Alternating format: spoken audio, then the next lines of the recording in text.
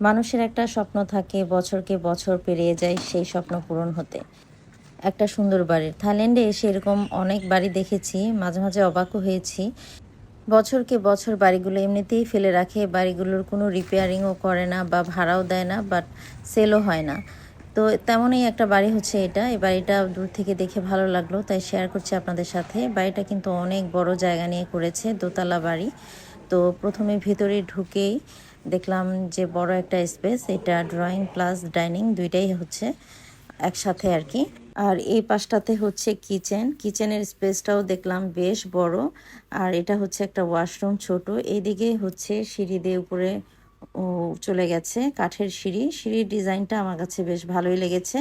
স্টেপগুলো ছোট ছোট, খুবই আরামদায়ক। তো সিঁড়ি দিয়ে উঠে উপরে হচ্ছে 3টা বেডরুম।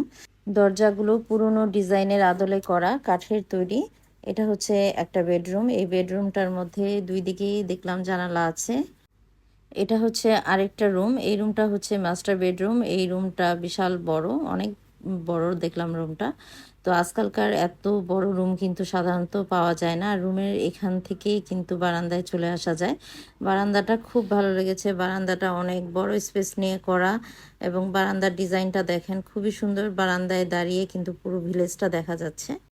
বাসা থেকে ফ্রন্টটা কিন্তু খুব সুন্দরভাবে দেখা যাচ্ছে। গার্ডেনিং করলে আরো ভালো লাগবে। আর এই পাশটাতেও কিন্তু বারান্দা দিয়ে যাওয়া যায়। আর এই সাইডে হচ্ছে আরেকটা বেডরুম।